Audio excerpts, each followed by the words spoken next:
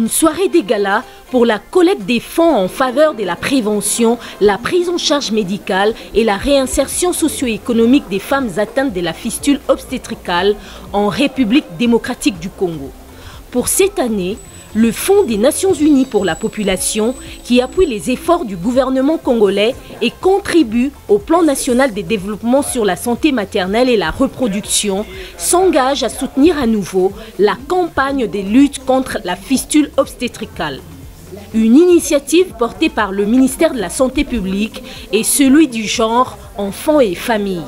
Diplomates, représentants de certaines institutions et agences de l'ONU, entrepreneurs, responsables d'organismes étatiques et privés, décideurs politiques et autres personnalités des marques étaient invités à ce dîner d'honneur afin d'apporter une réponse positive dans la réparation et prise en charge des femmes touchées par la fistule obstétricale. Celles qui ont vécu cette maladie dans leur chair ont partagé leurs douleurs et leurs espoirs. Des moments chargés d'émotions.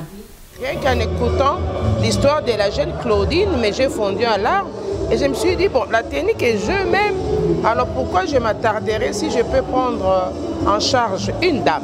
Nous avons aussi contribué pour la prise en charge d'une patiente.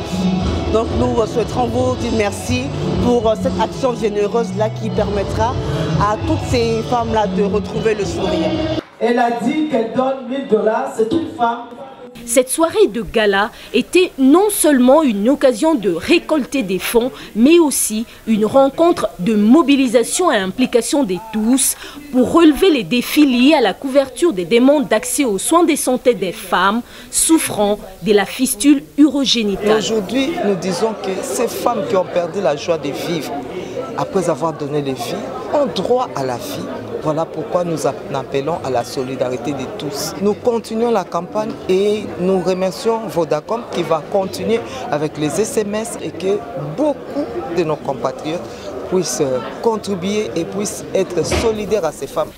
Les gestes de générosité des quelques donateurs ont été récompensés, car le fonds collecté ou chaque centime donné constitue un pas important dans la solution pour les cris de cœur des femmes victimes de la fistule obstétricale. Nous allons diriger ces fonds vers des centres de réparation. Nous en supportons un certain nombre sur toute l'étendue du territoire, à Kinshasa ici, mais à Lubumbashi, à Bukavu, et surtout nous allons amener la réparation de la fistule dans des provinces où il n'y en a pas.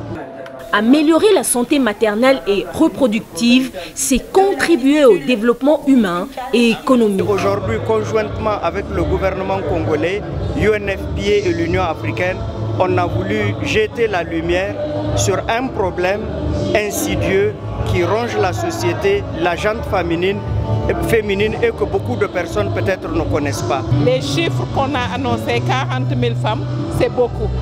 Nous espérons pouvoir continuer à appuyer nos collègues de UNFPA pour qu'on arrive à 0 femme vivant avec une fistule ici en RDC. La collecte des fonds ne s'arrête pas ici. Objectif 0 fistule en RDC, un pari désormais lancé pour redonner du sourire et goût de vivre aux femmes victimes de cette maladie.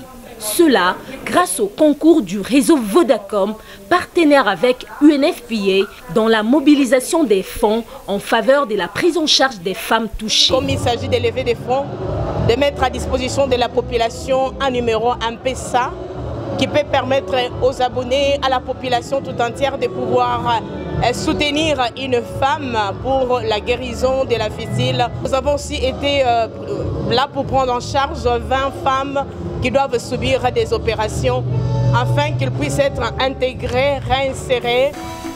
Le fonds collecté est une bouée d'oxygène et une démarche particulière pour UNFPA qui œuvre pour la réalisation d'un monde où chaque grossesse doit être sans danger et aucun accouchement ne doit produire des fistules urogénitales.